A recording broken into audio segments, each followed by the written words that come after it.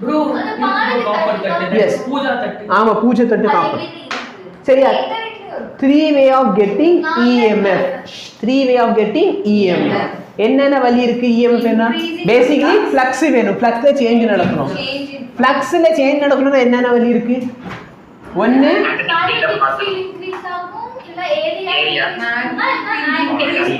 Very good அப்ப நல்லா பாரு ஃபர்ஸ்ட் வழி என்னது ஃபீல்ட் செகண்ட் வழி என்ன ஏரியா தேர்ட் வழி என்ன தீட்டா வந்து ஒமேகா டி எழுதிக்கலாமா கரெக்டா இல்ல ஏன்னா ஒமேகா என்னது angular frequency theta by t angular velocity ன்னு சொல்லிக்கலாம் theta by t கரெக்டா இல்லையா அப்ப theta என்ன ஆயிடும் என்ன மேக்னெட் வச்சு உட்கார்ந்து எழுதிக்கிற பேக் இன்னும் ஓபன் பண்ணல கழுத ஒரு மணி நேரம் எதுக்குல வந்த உயிர் எடுக்கிறதுக்குனே வந்துட்டு இப்ப நல்லா பண்ணாம மோஷனல் EMF பார்க்கறோம் என்ன பார்க்க போறோம் மோஷனல் அதாவது பார்த்தேன்னா ஏரியாவை சேஞ்ச் பண்ண போறேன் என்ன பண்ண போறேன் ஏரியாவை சேஞ்ச் பண்ண போறேன் சரியா என்கிட்ட ஒரு ஸ்லைடர் இருக்கு என்கிட்ட என்ன இருக்குது ஒரு ஸ்லைடர் இருக்கு இந்த மாதிரி சரியா இது ஒரு ஸ்லைடர் இப்ப நல்லா பாரு இந்த ஸ்லைடு பண்ணலாம்ல எஸ் சர்ஃபேஸ் பார்த்தா வெரி குட் இப்ப நல்லா பாரு இந்த ஸ்லைடர் வந்து இப்படி ஸ்லைடு பண்றேன் அப்ப என்ன சேஞ்ச் ஆகுது ஃபீல்ட் சேஞ்ச் ஆகுதா இல்ல ஏரியா சேஞ்ச் ஆகுதா ஏரியா ஸ்ட்ரெngth பாரு ஸ்ட்ரெngth சேஞ்ச் ஆகுமா ஆமா சரி அப்ப இங்க பாரு நான் சப்போஸ் இது மூவ் பண்றேன்னா என்ன சேஞ்ச் ஆகுது ஏரியா சேஞ்ச் அப்ப என்ன பண்ணலாம்னா இந்த ஸ்லைடர் நான் இப்படி சேஞ்ச் பண்ணலாம் சரியா ஃபீல்ட் சேஞ்ச் பண்ணது நம்ம ஆல்ரெடி பார்த்தோம் கரண்ட் சேஞ்ச் பண்ணா ஃபீல்ட் சேஞ்ச் ஆச்சா இல்லையா அப்ப சப்போஸ் நான் வந்து இந்த ஸ்லைடர் இப்படி மூவ் பண்றேன்னா என்ன சேஞ்ச் ஆகும் வெரி குட் ஏரியா வந்து சேஞ்ச் ஆகும் angle change ஆகுதா சரி angle எவ்வளவு டிகிரி சார் 90 very good சொல்லி எதுக்கும் எதுக்கும் இப்போ எதுக்கு angle எது பாப்பேன் 180 இது சொல்லுது இவன் எதுக்கு angle எதிர்பார்ப்பேன் இப்போ வந்துட்டு நல்லா பாரு இது ஏரியா வெக்டர் எப்படி இருக்கும் ஃபீல்ட் பார்த்தா இன்சைட் அவுட் சைடு அப்ப ஆங்கிள் வந்து 0 டிகிரி பண்ணிட்டு அப்ப ஆங்கிள் பிரச்சனை இல்ல ஃபீல்ட் கான்ஸ்டன்ட் சேஞ்ச் ஆகுறது என்னது ஏரியா லெட் மீ சே இது வந்து லெந்த்னு வெச்சுக்கோ இது பிரெத் ஆயிருமா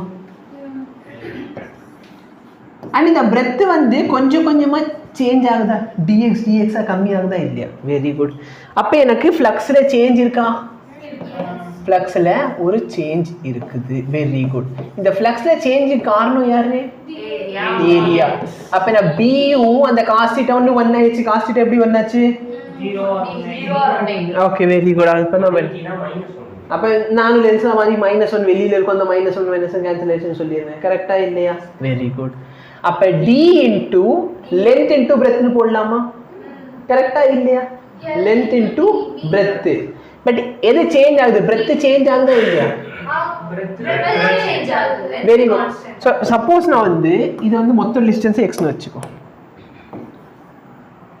x by dt மொத்த breadth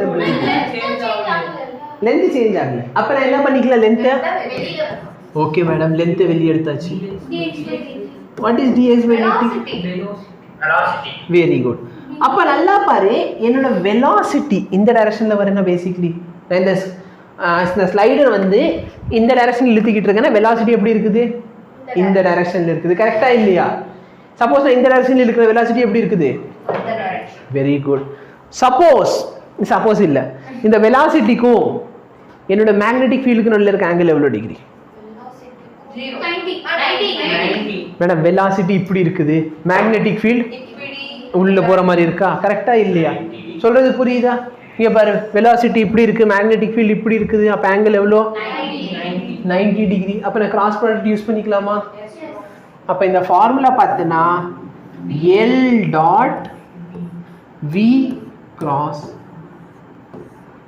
இது வந்து என்னோட EMF புரியுதா V எங்க அப்ப இதுல என்னக்கு டாட் எஸ் இப்போ அருமையான ஒரு கேள்வி என்ன அண்ணே கிராஸ் ப்ராடக்ட் புரிஞ்சுனே கிராஸ் ப்ராடக்ட் ஏன் வந்துச்சு ஏன்னா ரெண்டு பேருக்கு நடுவுல ஆங்கிள் 90 டிகிரி அதுல கிராஸ் ஏன் டாட் ப்ராடக்ட் வந்துச்சு? ஏன்னா இங்கே நம்ம கண்டுபிடிச்ச இஎம்எஃப் என்ன குவான்டிட்டி? இது டாட் ப்ராடக்ட் கண்டுபிடிச்ச இது என்ன குவான்டிட்டி? அது எப்படி இங்க வெக்டார் ஸ்கேலார்னு சொல்ல முடியுமா? அப்ப நான் என்ன பண்ணிக்கலாம், ரெண்டு வெக்டாருக்கு நடுவுல டாட் ப்ராடக்ட் எடுத்தா any difficulty? கான்செப்ட் கிளியரா புரியுதா? L dot V cross B. இது பாரு, ஒரு கிராஸ் ப்ராடக்ட் ஒரு டாட் ப்ராடக்ட். இதோட பேர் பார்த்தனா என்ன ப்ராடக்ட் ஞாபகம் இருக்கா? யாருக்காச்சும் தெரியுமா? உங்களுக்கு தெரியாது, சும்மா உள்ள இருக்க யாருக்காச்சும் தெரியுமா இந்த மாதிரி டாட் ப்ராடக்ட் பண்றதோட பேர் என்ன? Box product. அத ஸ்டாண்டர்ட் பேர் என்ன? பாக்ஸ் ப்ராடக்ட்டோட இன்னொரு பேர் மாடுலஸ் இல்ல, ஸ்கேலார் ட்ரிபிள் ப்ராடக்ட்.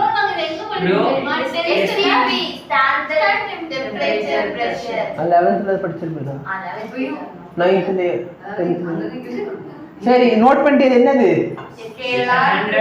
இப்படி பண்ண எப்படி நீட் எக்ஸாம் கிளியர் ஆகும்? நான் இங்க ஸ்கேலார் ட்ரிபிள் ப்ராடக்ட் முகேஷ் ரெண்டு மேக்னெட். நீங்க என்னன்னாலும் ட்ரை பண்ணுங்க, ரிப்பல்ஷன் ஆயிடுச்சு. இதுக்கு மேல போனால் போகட்டும் போடான்னு ஆயிடுச்சு. சரியா? புரியுதா?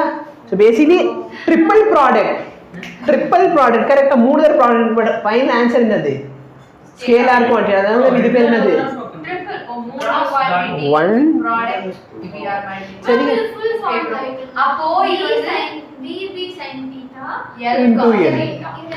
இப்ப நல்லா பாரு, நல்லா பாரு.